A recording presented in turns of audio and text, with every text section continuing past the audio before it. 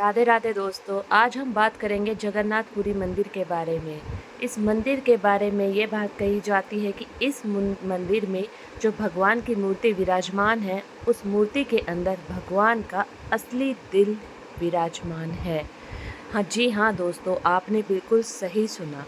इस मंदिर के अंदर जो भगवान का दिल है वो बिल्कुल असली है, जैसा हमारा दिल है। जैसे हमारा दिल धड़कता है, ऐसे ही इस मूर्ति के अंदर भी दिल धड़कता है।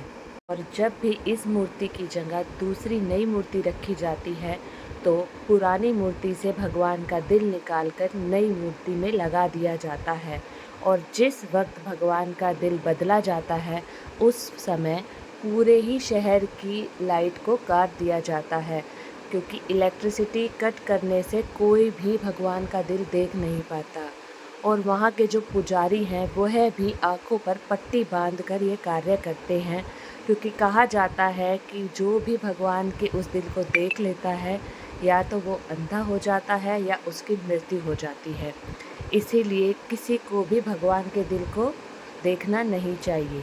लेकिन जब पुजारी उस दिल को बदलते हैं, तो वो जब उस दिल को अपने हाथ में लेते हैं, तो जैसे दिल धड़कता है, वो अपने हाथ में उसकी धड़कन को महसूस कर पाते हैं कि दिल धड़क रहा है। यह जगन्नाथपुरी का प्रसिद्ध मंदिर है।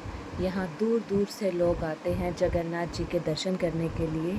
आइए अब जानते हैं इस मंदिर के बारे में ऐसे 10 रहस्य जिसे आज तक वैज्ञानिक भी सुलझा नहीं पाए हैं।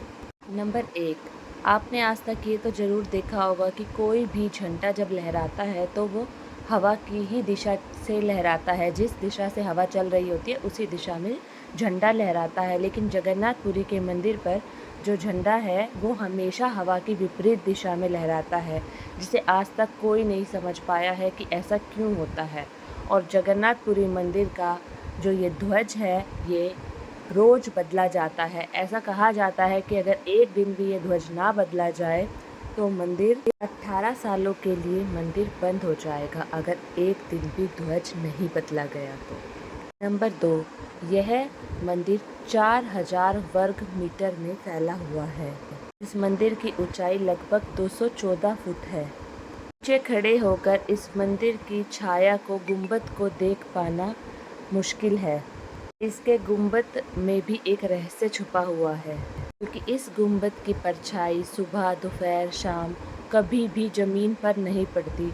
यह भी एक आश्चर्य की बात है कि इतना बड़ा मंदिर है लेकिन इसकी परछाई कभी भी नीचे ज़मीन पर पड़ती ही नहीं है। बात करते हैं तीसरे तथ्य की। इस मंदिर के शीर्ष के ऊपर भगवान विष्णु का सुदर्शन चक्र लगा हुआ है। कहा जाता है कि जगन्नाथपुरी में आप किसी भी स्थान पर खड़े होकर इस चक्र को देख सकते हैं। इस चक्र की बनावट कुछ इस तरीके से की गई है कि आप किसी भी दिशा से इसे देखें, आपको लगेगा ये बिल्कुल आपके सामने ही है। यह चक्र अष्ट धातु से बना हुआ होता है और इसे बहुत ही पवित्र माना जाता है। अब बात करते हैं चौथे तथ्य की। तो यह समुद्र के किनारे बना हुआ है।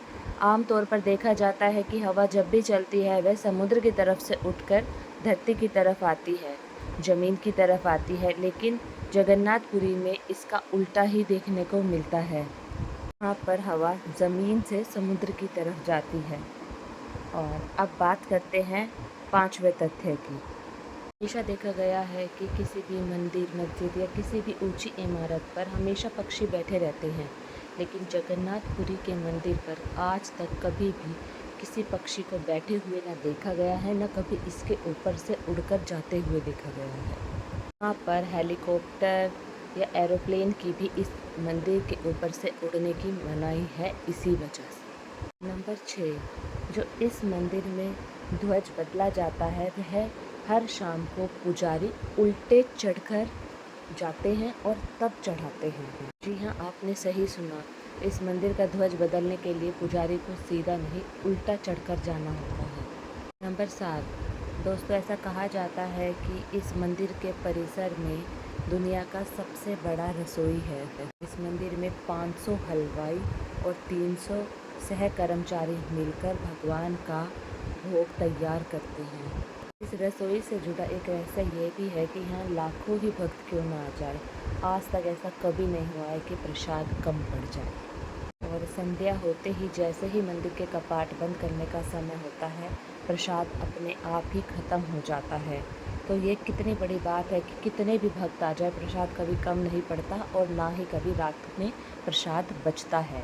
शाम होते ही प्रसाद ख़त्म हो जाता है। इस मंदिर में आज भी प्रसाद प्राचीन तरीके से बनाया जाता है, लकड़ियों की सहायता से और मिट्टी के बर्तन में। यहाँ पर प्रसाद 7 मिट्टी के बर्तनों में बनाया जाता है। जो मिट्टी के बर्तन होते हैं, एक के ऊपर एक रखा जाता है।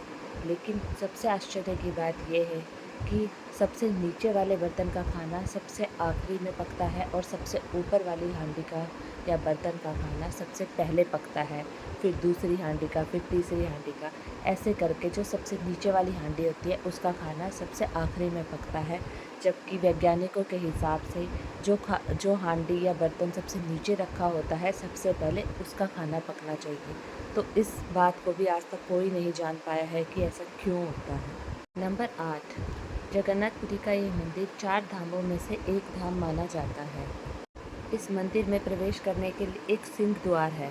कहा जाता है कि जब तक आप उस सिंह द्वार में प्रवेश नहीं करते हैं, तब तक आपको समुद्र की ध्वनि सुनाई देती रहती है। लेकिन जैसे ही आप इस सिंह द्वार में प्रवेश करते हैं, आपको समुद्र से आने वाली हर तरीके की ध्वनि सुनाई देना बंद हो जाता है। नंबर 9, जगन्नाथपुरी के मंदिर में मुख्य रूप से 3 मूर्ति विराजमान हैं। भगवान श्री कृष्ण, उनकी छोटी बहन सुभद्रा और उनके बड़े भाई बलभद्र। जगन्नाथपुरी की तीनों मूर्तियों को हर 12 साल में बदला जाता है।